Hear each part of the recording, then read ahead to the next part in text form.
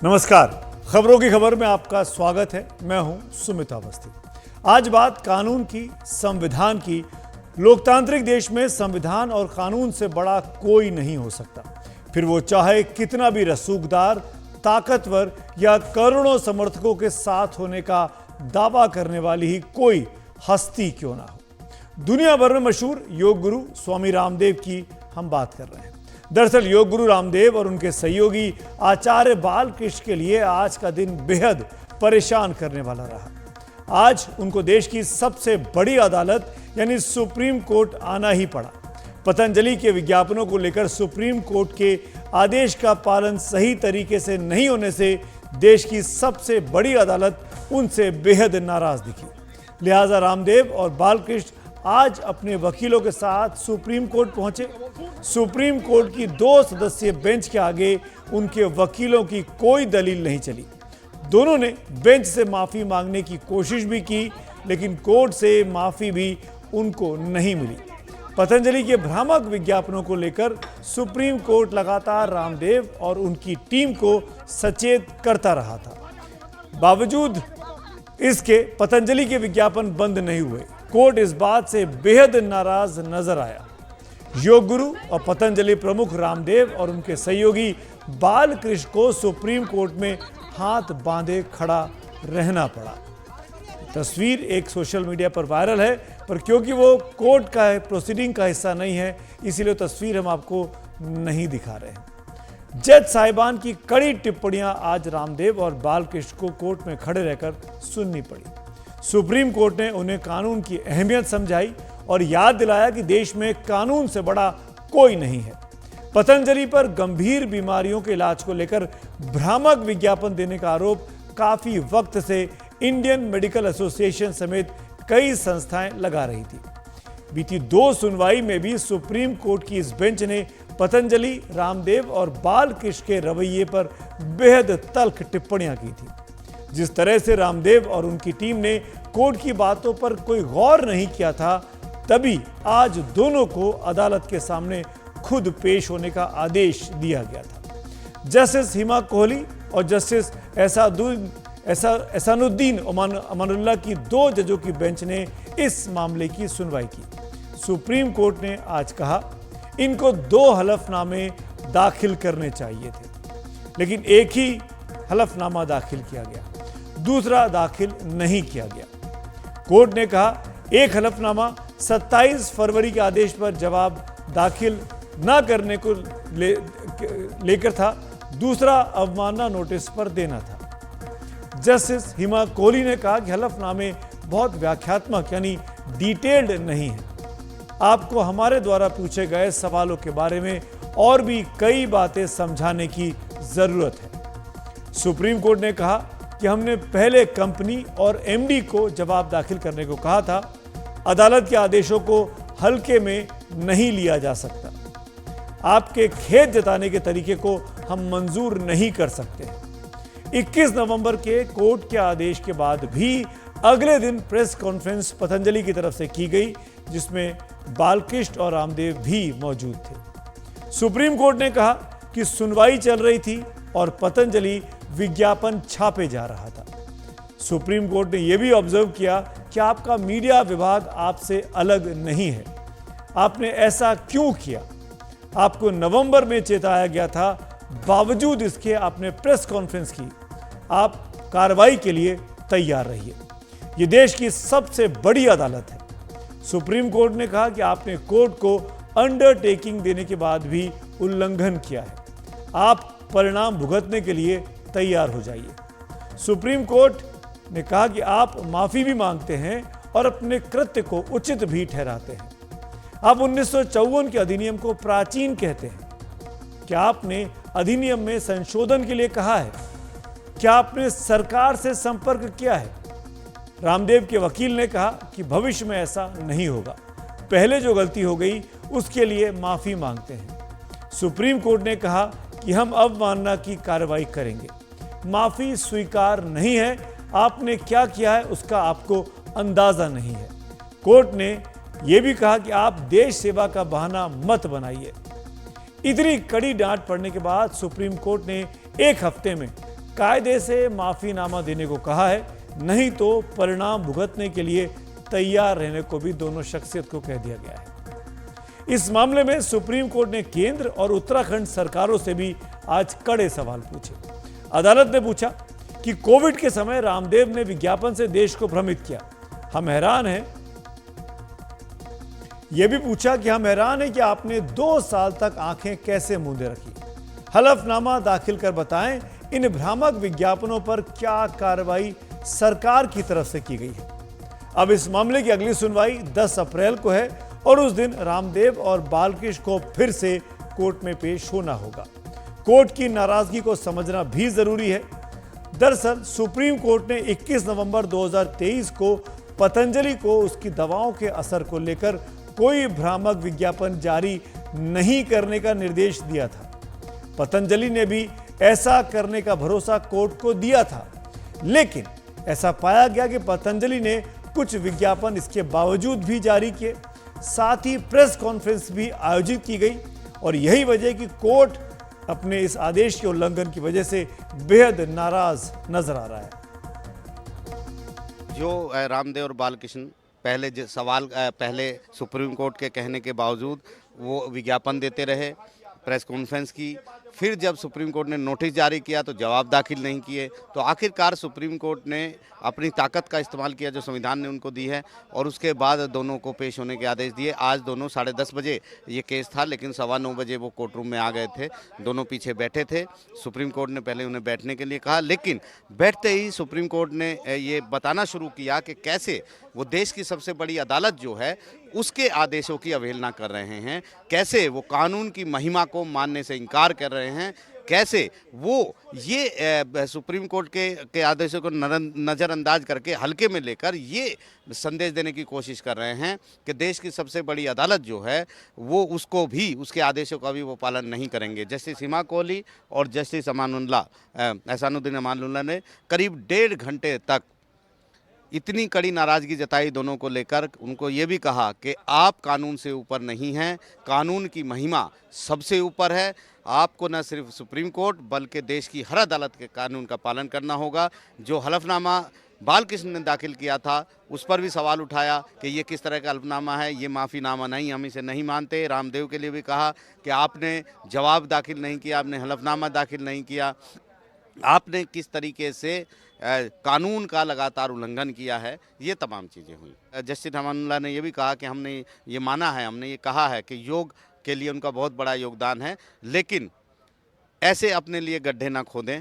अदालत की महिमा का पालन करना चाहिए, अदालती आदेशों का सम्मान होना चाहिए, कानून का उल्लंघन नहीं करना चाहिए। हमने बार बार मौके दिए, माफ़ीनामा भी आपने एक संक्षिप्त दाखिल किया, वो भी सही नहीं था।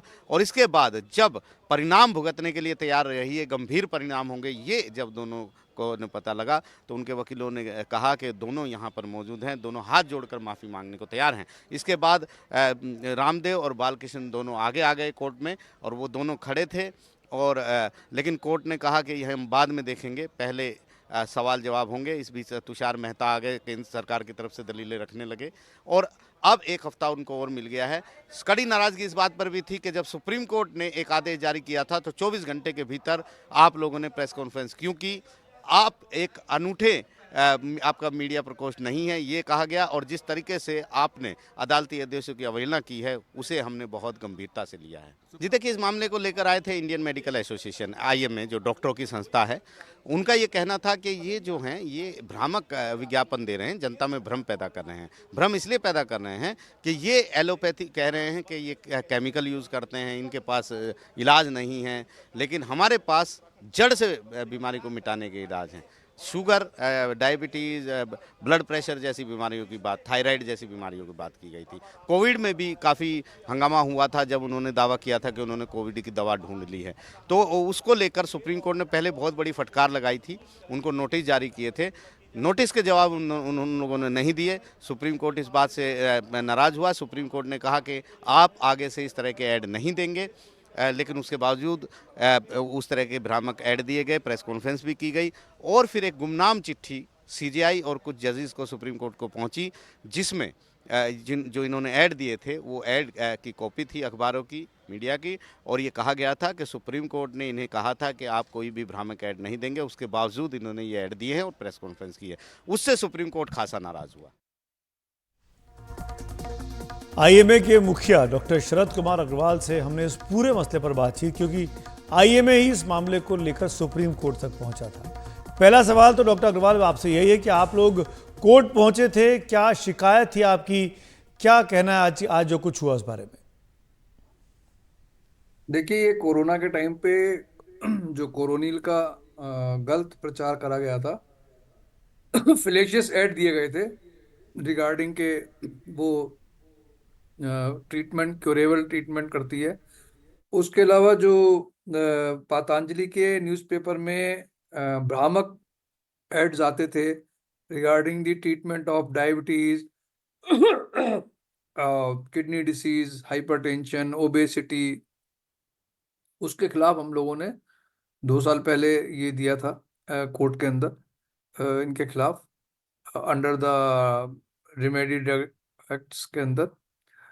और 21 नवंबर को कोर्ट का फैसला आया था, जिसमें कोर्ट ने कहा था कि पतंजलि को इस तरह के भ्रामक ऐड नहीं देने चाहिए और इमीडिएटली बंद कर देना चाहिए, और अदरवाइज उनके ऊपर 1 करोड़ रुपए तक का फाइन लग सकता है। लेकिन उसके बाद भी वो नहीं माने और उस ब्रादर उन्होंने प्रेस कॉन्फ्रेंस करी और इसको एलोपैथ वर्सेस आयुर्वेद बनाने की कोशिश करी, जो कि हमारी कहीं भी इंटेंशन नहीं थी ऐसी। और कोर्ट की अनदेखी करी उन्होंने, सुप्रीम कोर्ट की, और वो ऐड देते रहे। दोबारा से फिर उनके कंप्लेंट हुई तो फरवरी में दोबारा से कोर्ट ने उनको फटकार लगाई कि भाई आपने नवंबर का कंप्लायंस नहीं करा है, और उसी के कंटिन्यूएशन में आज का ये हियरिंग है। डॉक्टर अग्रवाल, आपको क्या लगता है कि क्या सरकार को भी रामदेव के खिलाफ कदम उठाने चाहिए थे, खासकर हेल्थ मिनिस्ट्री को, क्योंकि सरकार की भी कमी है? कोर्ट ने आज सरकार से भी सवाल पूछे हैं। नहीं, हमें ऐसा तो नहीं लगता। As a law abiding citizen, और एक हमारी एक जो वर्ल्ड की आईएमए सबसे बड़ी डॉक्टर्स की संस्था है, जिसके करीब 4 लाख मेंबर्स हैं और 6 लाख एसोसिएट मेंबर्स हैं, 10 लाख की जो संस्था है, तो ये हमारी रिस्पॉन्सिबिलिटी थी। जो जनता के प्रति हमें लगा कि ये गलत चीज़ हो रही है, भ्रामक प्रचार हो रहा है, तो हम उसको कोर्ट के माध्यम से लाए कोर्ट के संज्ञान में, और कोर्ट ने उस पर, सबसे अच्छी बात है कि कोर्ट ने उसको अच्छे से सुना और उसको एक अच्छा फैसला दिया। और ये आईएमए सदैव ही हमेशा, देश में कभी भी कोई प्रॉब्लम हुई है तो हम लोग हमेशा आगे रहे हैं। आईएमए केवल कोई एक ट्रेड यूनियन नहीं है कि वो केवल डॉक्टर्स के हितों की बात करती हो। आईएमए जनहित की बात भी करती है। आईएमए पब्लिक को अवेयर भी करती है समय समय पे कि क्या क्या काम उसे करने चाहिए, दवाइयों बीमारियों से बचने के लिए क्या करना चाहिए। आईएमए अपने आओ गांव चले प्रोग्राम के तहत पूरे देश में जो हमारी 1700 ब्रांचेज हैं, वहाँ पर हमने हर ब्रांच को एक एक गांव अडॉप्ट करने के लिए कहा है, और उसमें हमने करीब 1200 गांव ऑलरेडी अडॉप्ट कर लिए हैं, जिसमें हम रेगुलरली हेल्थ पे वहाँ पे एक्टिविटी करते हैं, लोगों की प्रिवेंशन पे काम करते हैं। तो उसी तहत जी, हमारा एक फर्ज था। तो किसी भी सिटीजन का अगर कोई इलीगल एक्ट हो रहा है तो अनलेस अनटिल उसको कोई लाएगा नहीं संज्ञान में, तो कैसे काम होगा? तो हमें नहीं लगता कि, मतलब हम इसमें कोई कमेंट नहीं करेंगे। हमारे को लगा, जो हमें गलत लगा वो हमने कोर्ट में कहा और उस पर एक्शन हुआ है। चलिए, शुक्रिया डॉक्टर अग्रवाल हमसे बात करने के लिए। अब 10 तारीख को क्या होगा उस पर भी हमारी नजर बनी रहेगी। लेकिन दर्शकों, आपको पता होना चाहिए कि रामदेव बड़े योग गुरु हैं। आज के दौर में दुनिया भर में योग को फैलाने और प्रचलित करने का बड़ा श्रेय रामदेव और उनकी कंपनी पतंजलि को भी जाता है। पतंजलि पर लोगों का भरोसा एक वक्त बहुत ज़्यादा बढ़ा और देखते ही देखते देश के लगभग हर शहर में पतंजलि की दुकानें खुल गई, स्टोर्स खुल गए।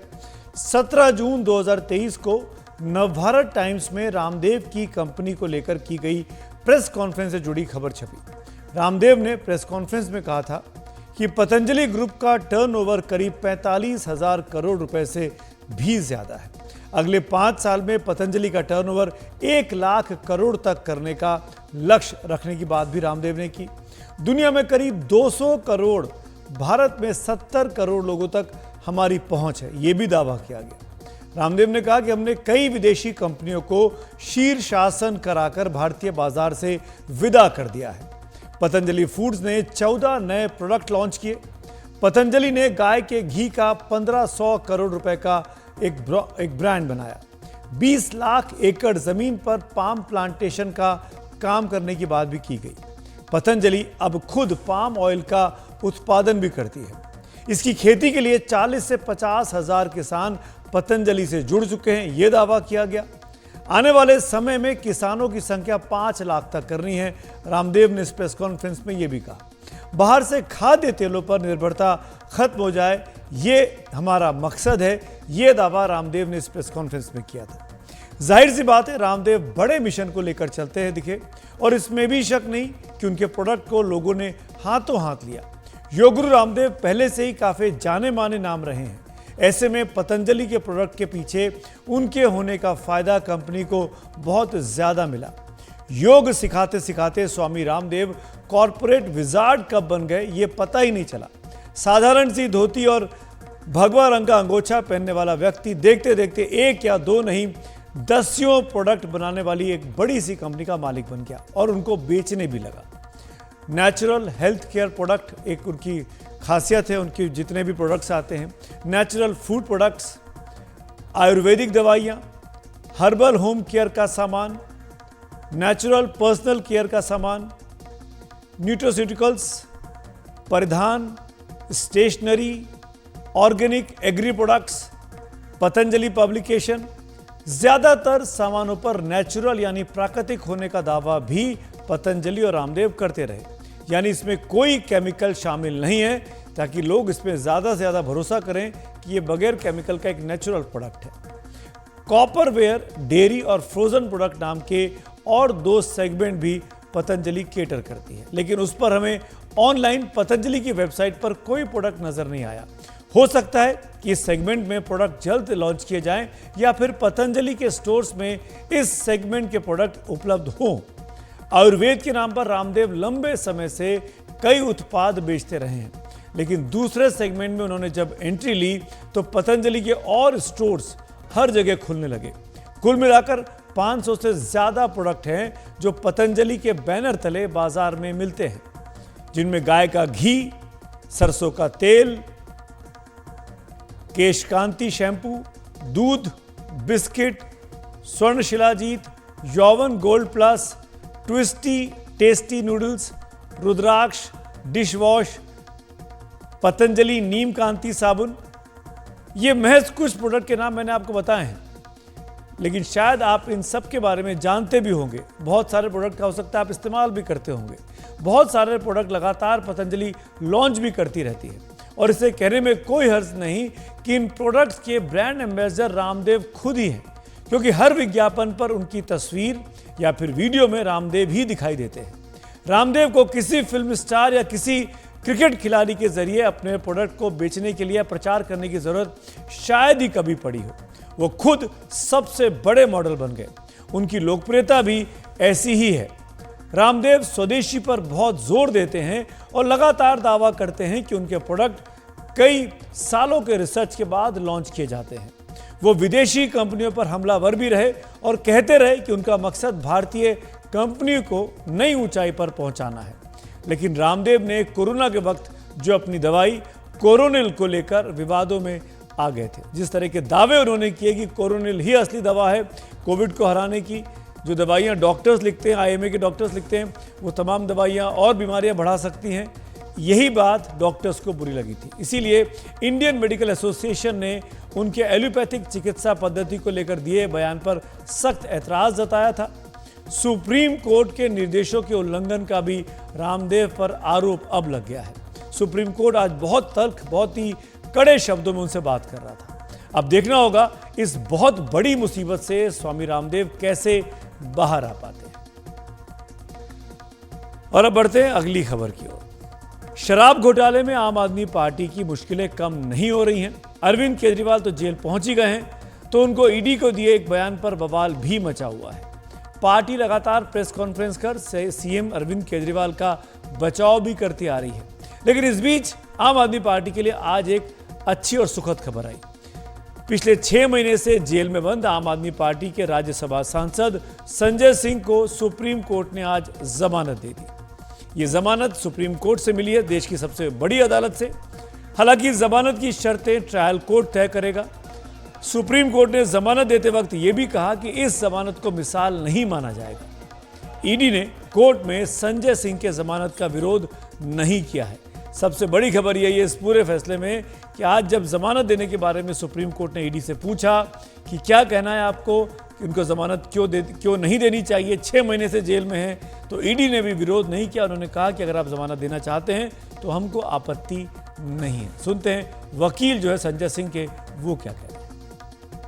ईडी आई, ईडी ने कहा कि जी हमें कोई ऑब्जेक्शन नहीं है और इनको बेल दे दी जाए, तो संजय सिंह को बेल दे दी गई है। संजय सिंह को माननीय सुप्रीम कोर्ट ने जमानत जो है दे दी है। सर, कोई कंडीशन भी लगाया गया है? कोई कंडीशन नहीं है। जो जमानत की राशि को लेकर जहां तक बात है और कितने जमानती होंगे उसके लिए जो है ट्रायल कोर्ट को बोला है वो निर्धारित करेगा। कोई रोक ठोक नहीं है। ईडी ने इस बात का जिक्र जरूर किया था, लेकिन माननीय अदालत ने कहा कि पॉलिटिकल एक्टिविटीज को लेकर कोई भी बंदिश नहीं है। पिछली सुनवाई में संजय सिंह ने कहा था कि ईडी के मुख्य गवाह दिनेश अरोड़ा ने पहले अपने 9 बयानों में संजय सिंह का नाम नहीं लिया था। संजय सिंह को 1.5 साल बाद गिरफ्तार किया गया और यह भी कहा गया कि अप्रूवर की गवाही तब तक विश्वसनीय नहीं होती जब तक कि उसकी पुष्टि न हो जाए। 19 जुलाई 2023 को अप्रूवर बने दिनेश अरोड़ा के बयान में पहली बार संजय सिंह का नाम आया। यहां तक कि 164 के बयान में भी नाम नहीं लिया गया।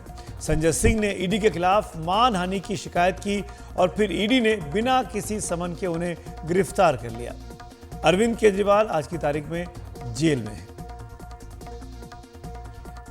अरविंद केजरीवाल को तिहाड़ के जेल नंबर 2 में रखा गया है। वो सीसीटीवी कैमरे की निगरानी में है।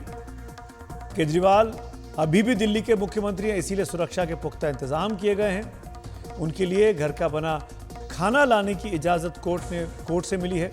डायबिटीज़ होने की वजह से घर के खाने की अनुमति उन्हें दी गई है। वहीं उन्हें जिस वार्ड में रखा गया है, जिस वार्ड में अरविंद केजरीवाल को रखा गया है, वहां शुगर सेंसर भी रखा गया है ताकि वो डायबिटीज़ को देख सके। ईसबगोल भी वहां रखा गया है। ग्लूकोज की सुविधा भी उनको दी गई है ताकि शुगर कम होने पर वो ग्लूकोज ले सकते हैं। अचानक शुगर कम हो जाए उसके लिए कुछ मीठी टॉफी जिसको कहते हैं वो भी वहां रखी गई है। अपने लाए गए बिस्तर पर सोने की इजाजत अरविंद केजरीवाल को मिली है। अरविंद केजरीवाल आइसोलेशन रूम में हैं, यानी अकेले हैं। उनके पास इस रूम में एक टेबल, एक कुर्सी और किताबें पहुंचाई गई हैं। अरविंद केजरीवाल ही सिर्फ अकेले जेल में नहीं हैं, उनके साथ आम आदमी पार्टी के और नेता भी इस वक्त तिहाड़ में हैं। डिप्टी सीएम रहे मनीष सिसोदिया इसी शराब घोटाले में तिहाड़ में हैं। सत्येंद्र जैन जो कि पूर्व मंत्री हैं वो तिहाड़ जेल में हैं और संजय सिंह भी अभी तक तो हैं क्योंकि जमानत आज मिली है, वो शायद कल बाहर आ पाएंगे। हालांकि आज उनको जमानत मिल गई। जैसा कि मैंने आपको बताया, कौन से नेता किस जेल में हैं वो भी अब आपको एनिमेशन के जरिए दिखाते हैं। ये एनिमेशन के जरिए आपको हम दिखा रहे हैं। जेल की हूबहू नकल नहीं है ये, ऐसे तिहाड़ जेल नहीं है, लेकिन ये हमको लगता है कि ऐसा वो रह रहे होंगे। जेल नंबर 2 में अरविंद केजरीवाल हैं, जैसा कि हमने आपको बताया। मनीष सिसोदिया जो उनके साथी हैं वो पास में ही जेल नंबर 1 है, वो उसमें कैद है। संजय सिंह जेल नंबर 5 में शिफ्ट किए गए हैं। अरविंद केजरीवाल के आने के पहले तक वो जेल नंबर 2 में ही थे। सत्येंद्र जैन जेल नंबर 7 में है। यानी चारों व्यक्ति अलग अलग जेलों में इस वक्त जो तिहाड़ के अंदर है, बैरक्स, उसमें बंद है। अरविंद केजरीवाल को पार्टी का पूरा समर्थन मिल रहा है। आम आदमी पार्टी के विधायकों ने आज दिल्ली के मुख्यमंत्री अरविंद केजरीवाल की पत्नी सुनीता केजरीवाल के पास गए, उनसे मुलाकात की। इस मुलाकात के बाद एक बार फिर दोहराया गया कि केजरीवाल जेल से ही दिल्ली की सरकार चलाएंगे। सूत्रों के हवाले से यह भी खबर है कि विधायकों ने सुनीता केजरीवाल से कहा कि दिल्ली की 2 करोड़ जनता केजरीवाल के साथ ही है और किसी भी कीमत पर उनको इस्तीफा नहीं देना चाहिए।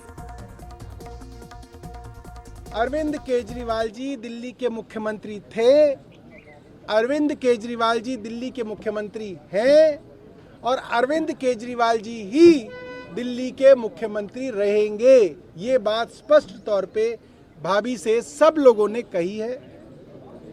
अरविंद जी की पत्नी ने, सुनीता केजरीवाल जी ने एक मैसेज अरविंद जी का सब विधायकों को दिया और मुख्यमंत्री जी ने कहा कि ये बात हमें सबको समझ में आ रही है कि जब तक अरविंद केजरीवाल जी जेल में रहेंगे भारतीय जनता पार्टी के लिए मुश्किलें और बढ़ती जाएंगी।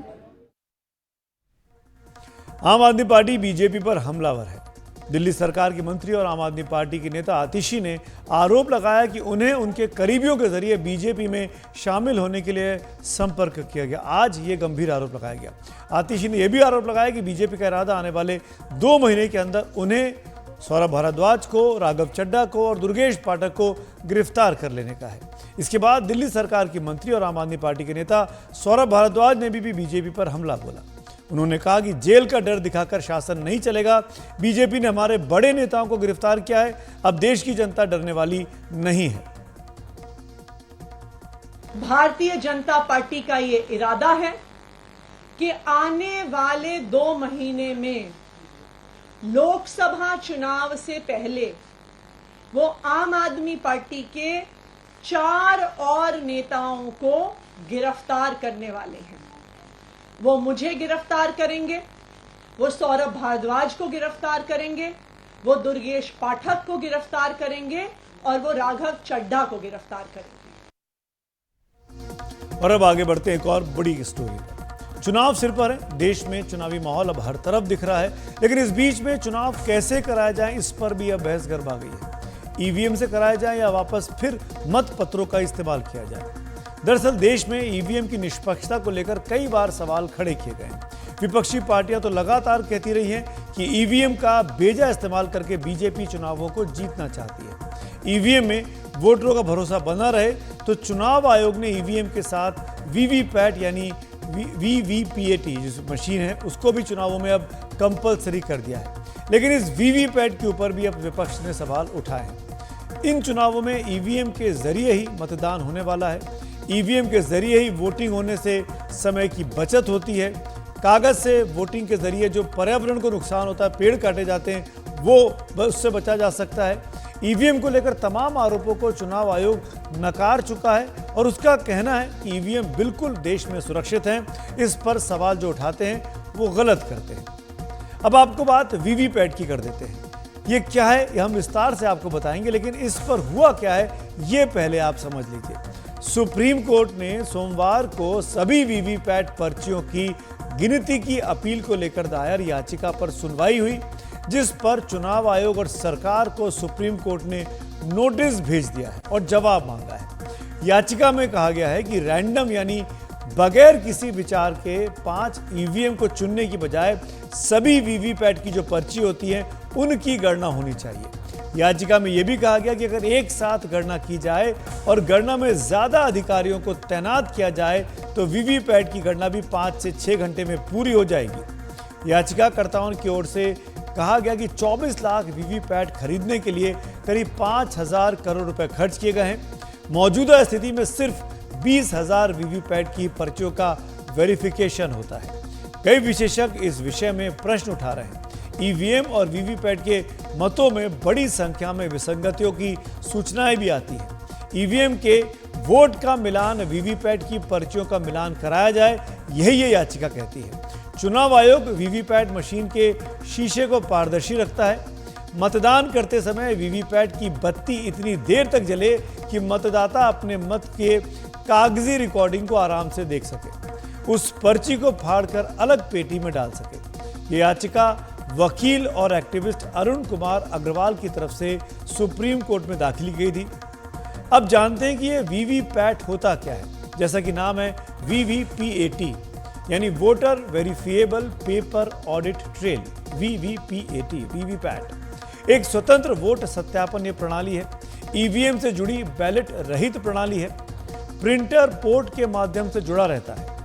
मतदाता को यह देखने की अनुमति देती है कि उसका वोट सही तरीके से डाला गया है या फिर नहीं, यानी जिसको बटन दबाया है वही पर्ची पर उसका सिंबल दिखता है कि नहीं। ईवीएम पर मतदान के बाद वो पेपर स्लिप प्रिंट करती है। उस पेपर स्लिप पर दिखता है कि जिसे मतदान किया गया है उससे ही मतदान पड़ा है कि नहीं पड़ा है। पर्ची 7 सेकंड के लिए आपको वीवीपैट मशीन में दिखाई देती है। उसके बाद वो अंदर उसी बॉक्स में गिर जाती है। बैटरी की जरूरत इसको चलाने के लिए नहीं होती है। पावर पैक बैटरी पर यह चलता है। चुनावी धोखाधड़ी धांधली की संभावना को खत्म करने की मदद से इसका इस्तेमाल शुरू किया गया। चुनाव आयोग द्वारा चुनाव सुधार के क्षेत्र में पेश किए गए सबसे महत्वपूर्ण उपकरणों में से एक इसको माना जाता है। दृष्टिबाधित मतदाताओं, अनपढ़ मतदाताओं और वरिष्ठ नागरिकों के लिए ये बहुत उपयोगी बताई जाती है। पहली बार सितंबर 2013 में नागालैंड के तुएनसांग जिले में नोकसेन विधानसभा में इसको पहली बार इस्तेमाल किया गया था। वीवीपैट के मसले पर जो नोटिस चुनाव आयोग को दिया, उस मुद्दे पर बात करने इस वक्त हमारे साथ पूर्व मुख्य चुनाव आयुक्त एसवाई कुरैशी साहब मौजूद हैं।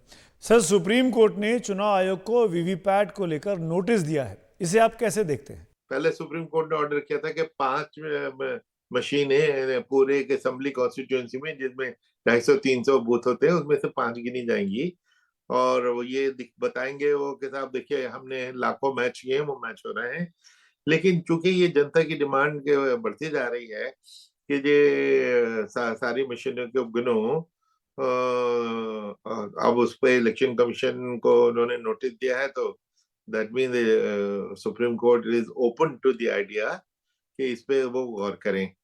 मैंने इस पे कई बार बोला है कि मेरे ख्याल से जनता में जो अगर विश्वास हटता जा रहा है और वो बैलेट पेपर पे वापस जाने की डिमांड बढ़ती चली जा रही है, ये देश के लिए बहुत खतरनाक है। इतना हमारा हिंदुस्तान का इलेक्शन जो दुनिया में मशहूर है, उसके ऊपर क्वेश्चन मार्क, सवालिया निशान लगे, तो उससे रेपुटेशन पे बहुत आंच आती है। इसलिए हमें हर कदम लेना चाहिए जिससे हमारी रसाक और जनता का विश्वास बना रहे। अब अगर जनता ही ये कहने लगी कि बैन ईवीएम पे मुझे इतने ट्वीट्स आते हैं, बात कुछ और कर रहा होता हूँ मैं, लेकिन ये जो जनता में जो अविश्वास है ये खतरनाक है, इसको दूर करना जरूरी है। और उसके लिए मैंने कहा है कि हालांकि मेरे हिसाब से 100% न भी गिनो, 50% गिनो, पर ये जितनी भी है गिनो। मेरे 2 सोल्यूशन है। मैं कहता हूं कि अगर जनता के विश्वास के लिए 100% भी गिननी पड़े तो व्हाई नॉट। क्यों उस पे जो ये जवाब दिया जाता है कि उसमें 5-6 दिन लगेंगे, ये मैं समझता हूँ बिल्कुल गलत बकवास बात है। 5-6 दिन तीसरी पर्ची को गिनने में 5-6 दिन लग ही नहीं सकते। मैं भी रिटर्निंग ऑफिसर था 20 इलेक्शनों में, और उस वक्त जब बैलेट पेपर से होता था, वो बैलेट पेपर न्यूज़पेपर के साइज का होता था और 20-30, 50, 60 कैंडिडेट होते थे। उस कैंडिडेट में आपका नाम मेरा नाम ढूंढने में वो 5-5 मिनट लगते थे, तब हम 12 घंटे, 14 घंटे, 18 घंटे में रिजल्ट डिक्लेयर करते थे। इतनी सी पर्ची को गिनने में 5-6 दिन लगेंगे? क्या क्या बकवास और किसको क्या पट्टी पढ़ाई जा रही है? तो गिन लो, अगर एक दिन भी पूरा लगता है तो गिन लो। हालांकि मेरे इस पे 2 और अल्टरनेटिव सोल्यूशन है। दूसरा मैं ये कहता हूँ कि हमारे पूरे देश क्रिकेट का फैन है, और आप डीआरएस जो है डिसीजन रिव्यू सिस्टम से परिचित है। उसमें क्या होता है, हर टीम को 2-2 शिकायत अपील करने की इजाजत होती है कि भाई ये एलबीडब्ल्यू या कैश ठीक था कि नहीं था, तो आप थर्ड अंपायर को रेफर करते हैं। ओनली डाउटफुल डिसीजन ही तो रेफर करते हैं। अगर आपने अपनी वो 2 अपॉर्चुनिटीज यूज कर दी बेकार की अपील करके, तो आपका तो नुकसान हो गया। इसलिए जहां आप सीरियसली, आप गंभीरता से सोचते हैं कि ये डिसीजन गलत हो सकता है, तो आप रेफर करते हैं। मैं तो ये कहता हूं कि साहब ये जो टॉप 2 रनर्स अप हैं, ये सबसे ज्यादा प्रभावित होंगे अगर इलेक्शन मैनिपुलेट हुआ। तो इन 2 को कह दो कि किसी 2 मशीनों पे उंगली रख दो, सिर्फ वो गिनी जाएंगी। यानी 2-2 मशीनें, 4 मशीनें गिनी जाएंगी, लेकिन ये डाउटफुल मशीनें गिनी जाएंगी। रैंडमली पिकअप कर लो 5%, 10%, उसमें तो कुछ नहीं निकलेगा। आप ऐसा सोच सकते हैं कि एलबीडब्ल्यू के 5 डिसीजन रैंडमली ऊपर जाएंगे, डिस्प्यूटेड डिसीजन नहीं जाएंगे, सस्पिशियस डिसीजन ही ऊपर जाते हैं, और उसमें कितनी बार आप देखते हैं कि फैसला बदलता है। तो इसलिए या मेरा सोल्यूशन नंबर 1 कि अगर 100% भी गिनना पड़ता है और जनता का विश्वास वापस चाहिए, तो लेट इट बी। एक दिन फालतू लगेगा, 3-3 महीने लोग वेट करते नहीं करते। वो फर्स्ट डे ऑफ पोल से काउंटिंग डे तक 3-3 महीने क्यों वेट करती है पूरा नेशन? क्योंकि उसको free and fair and credible election चाहिए। एक दिन और वेट कर लेंगे, ठीक है। दूसरा, मैंने आपको ये बता दिया कि 5 मशीन को गिनने की भी जरूरत नहीं, सिर्फ 4 से ये जो डीआरएस सिस्टम वाला उसूल अगर फॉलो कर लें, तो मेरी राय तो ये है कि ये बड़ा, आई एम हैप्पी कि सुप्रीम कोर्ट में ये केस गया, क्योंकि जनता का विश्वास जिस तेजी से खो रहा है वो उसको बहाल करना बहुत जरूरी है। ये भी आपसे पूछना चाहूंगा कि कहा गया कि मैंडेट सिक्वेंशियल वीवीपैट वेरिफिकेशन की वजह से अनड्यू डिले हो जाता है।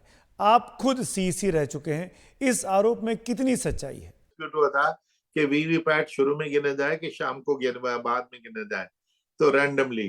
तो एक डिमांड ये थी कि उसको शुरू में ही गिन ले।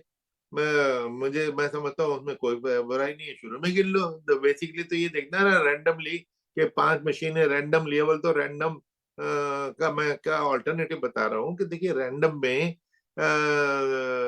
पॉसिबिलिटी के बेईमान मशीन पकड़ी जाए या डिफेक्टिव मशीन पकड़ी जाए, वो चांसेस कम होते हैं।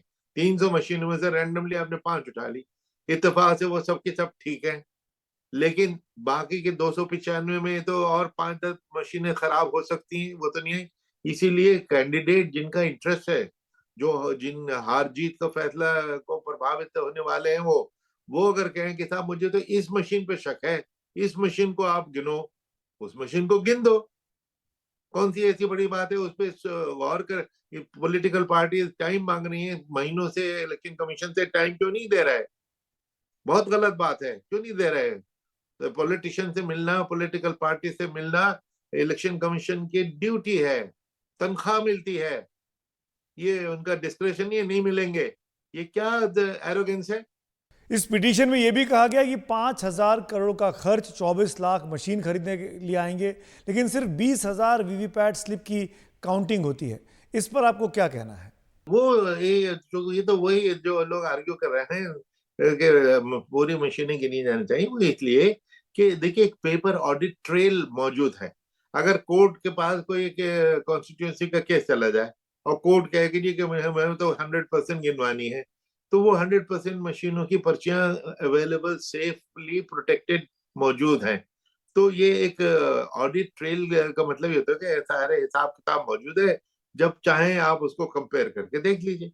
तो इसलिए कि मशीन पे इतना खर्च हो रहा है तो मशीन गिननी जरूरी है, ये मैं ये नहीं इसको समझता। बल्कि मैं मैंने एक सजेशन दिया है कि कभी कभी कि टाइम बचाने के लिए, कि जो टाइम इतना लगता है कि देखिए ईवीएम ने अपना काम कर दिया, ईवीएम से तो वापस जाने का सवाल ही नहीं पैदा होता मेरे हिसाब से। ईवीएम ने अपना काम कर दिया कि आपको वीवीपैट के जरिए एक पर्ची छाप के दे दी, तो it is almost like a ballot paper का वापसी जिसकी आप बात कर रहे हैं, ठीक है। अब वो पूरी ईवीएम आपको दिखाई जाती है और उसके बाद पूरी वीवीपैट गिन के दिखाई जाएगी। उसके बजाय ये करें कि वीवीपैट पूरी 100% गिन लीजिए और ईवीएम सिर्फ 5% दिखा दीजिए, रिजल्ट वही आएगा। थैंक यू कुरैशी साहब इस पूरे मसले को समझाने के लिए, थैंक यू। और आगे बढ़ते हैं अगली खबर की ओर। हमास के साथ जंग के बीच इजराइल के प्रधानमंत्री बेंजामिन नेतन्याहू घर में ही घिर गए हैं। अब वो अल जजीरा चैनल पर हमलावर हुए हैं। बेंजामिन नेतन्याहू ने अल जजीरा के प्रसारण पर इजराइल में रोक लगा दी है। नेतन्याहू ने अल जजीरा को आतंकी चैनल करार दिया है। सोमवार को इजराइल की संसद में एक कानून पारित करके अल जजीरा को बैन किया गया। अल जजीरा पर इजराइल की संसद में गंभीर आरोप भी लगे हैं। इजरायली प्रधानमंत्री ने कहा कि अल जजीरा से देश की सुरक्षा को, यानी इजराइल की सुरक्षा को खतरा है। उन्होंने सोशल मीडिया प्लेटफॉर्म एक्स पर लिखा कि अल जजीरा ने इजराइल की सुरक्षा को नुकसान पहुंचाया है। 7 अक्टूबर के हमले में हमास के साथ सक्रिय रूप से भाग लिया। इसके साथ ही आईडीएफ सैनिकों के खिलाफ इजरायली सैनिकों को उकसाया। नेतन्याहू ने कहा कि अब समय आ गया है कि इजराइल से हमास के शॉफर को हटाया जाए। आतंकी चैनल अब इजराइल में प्रसारित नहीं होगा। मैं इजराइल के संसद में पारित कानून को तुरंत लागू करने जा रहा हूं। हालांकि नेतन्याहू की मुश्किलें इजराइल में कम नहीं हो रही। लगातार खींचते युद्ध की वजह से वो सवालों में घिरते जा रहे हैं। अब तक सभी बंधकों को हमास के कब्जे से नहीं छुड़ाया जा सका है, जिसे लेकर भी जनता अब नेतन्याहू से भी नाराज दिख रही है। नेतन्याहू को हटाने की मांग को लेकर हजारों लोग इजराइल की सड़कों पर उतर आए हैं और उन्होंने यरूशलेम में मार्च किया। गाजा में बंधकों की रिहाई के लिए कोशिशों में इजाफा करने के लिए यह प्रदर्शन हो रहा है। पुलिस लगातार प्रदर्शन को रोकने की कोशिश भी कर रही है। इजराइल पुलिस ने भीड़ पर वाटर कैनन चलाकर उन्हें रोकने की कोशिश की, लेकिन प्रदर्शनकारी चिल्लाते रहे कि नेतन्याहू को जाना ही चाहिए। दरअसल इजराइल के आवाम का धैर्य अब टूट रहा है लड़ाई को होते हुए करीब 6 महीने से ऊपर का वक्त हो गया है और इस वक्त हालात जो है वो नेतन्याहू के लिए घर में भी काफ़ी ज़्यादा परेशानी वाले हैं। कई प्रदर्शन प्लेकार्ड लेकर आए थे जिन पर नेतन्याहू पर हमास से देश की रक्षा करने में विफल रहने का आरोप लगाया गया था।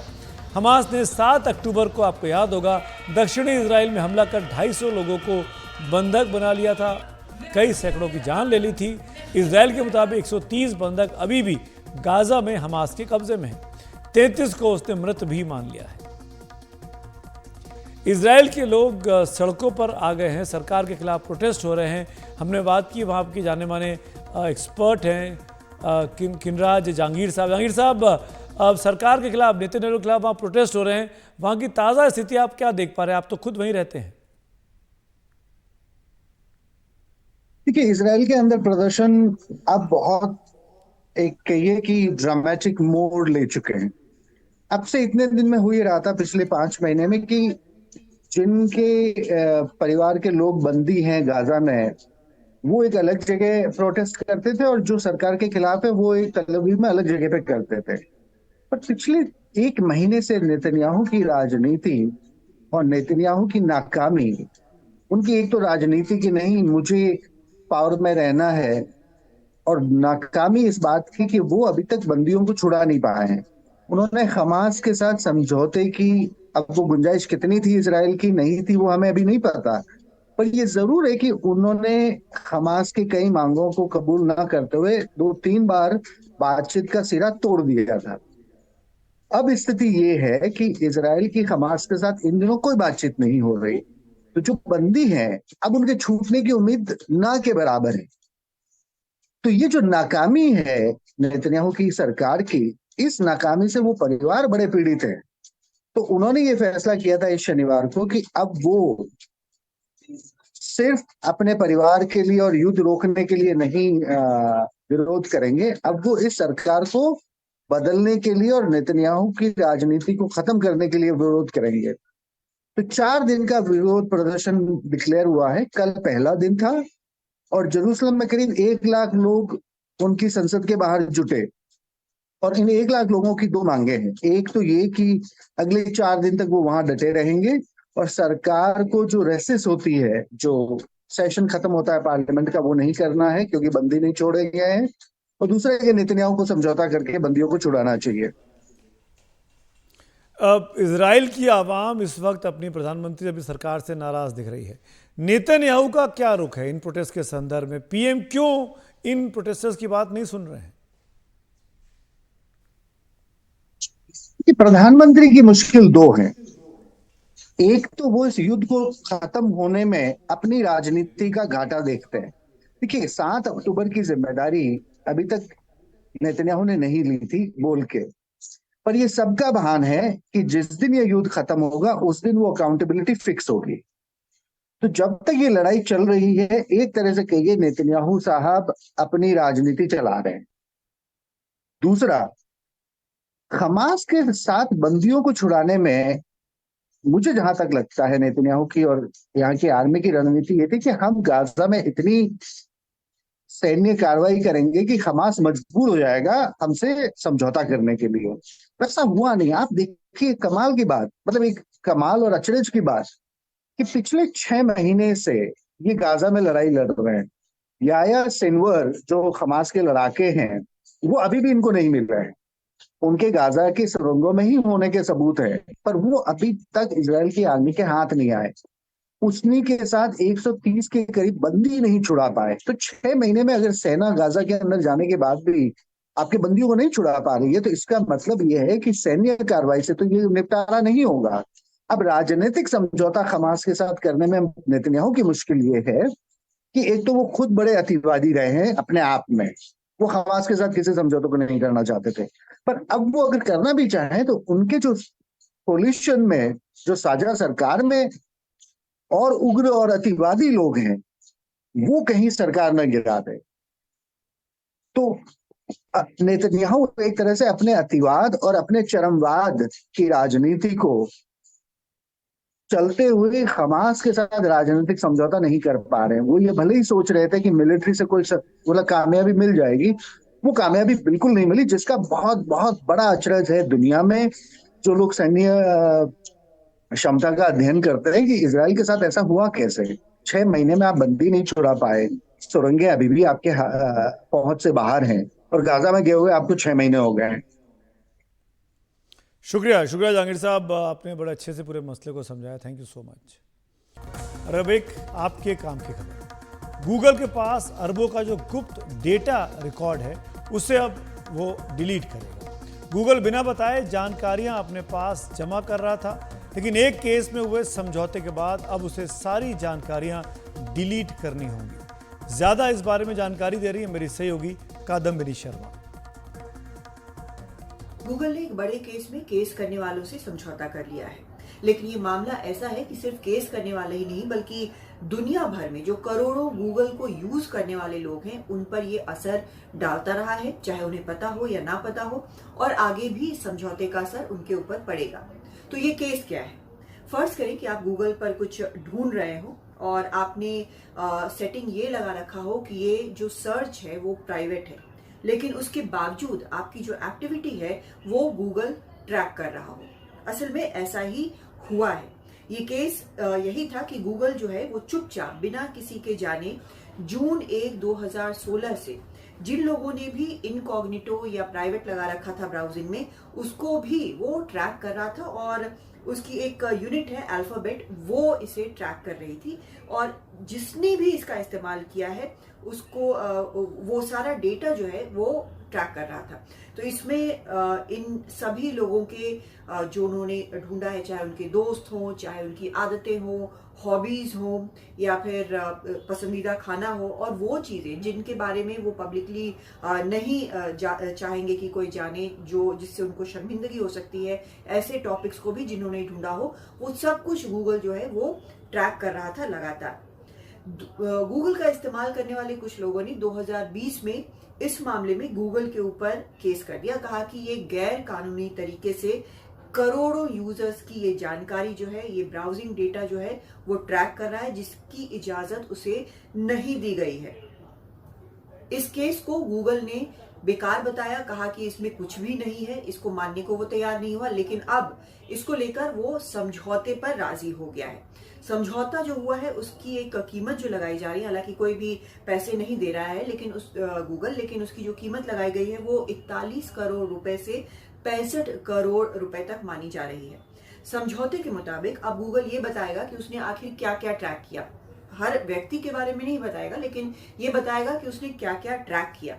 अब तक जो जानकारी 2016 से उसने इकट्ठा की है वो डिलीट करेगा, और जो लोग इनकॉग्निटो सर्च करते हैं, यानी बिना दिखाए कि वो कौन है, ये सर्च करते हैं कुछ भी गूगल पर, उनको ये अधिकार होगा कि थर्ड पार्टी कुकीज वो 5 साल के लिए ब्लॉक कर सकते हैं। ये थर्ड पार्टी कुकीज वो हैं जिनके लिए अक्सर कई बार इजाजत मांगी जाती है कि क्या आप इसे एक्सेप्ट करते हैं। एक तरह से एडवर्टीजमेंट होता है जिसका हिस्सा गूगल को भी जाता है। तो ये थर्ड पार्टी जो कुकीज हैं वो 5 साल तक ये यूजर्स जो है वो ब्लॉक कर सकते हैं।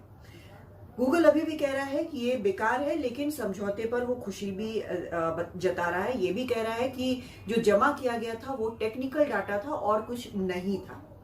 लेकिन अगर सिर्फ ये टेक्निकल डेटा था तो आखिर इसे गूगल किस पर्पस से क्यों जमा कर रहा था और क्यों समझौता करने पर इस मामले में राजी हो गया। निश्चित तौर पर ये एक निजता का कहीं ना कहीं हनन है, और उसके बाद अब जब ये मामला तय हो चुका है, समझौता हो चुका है, तो उम्मीद ये की जाती है कि लोगों की प्राइवेसी जैसी वो चाहते हैं उस तरह की बरकरार रहेगी।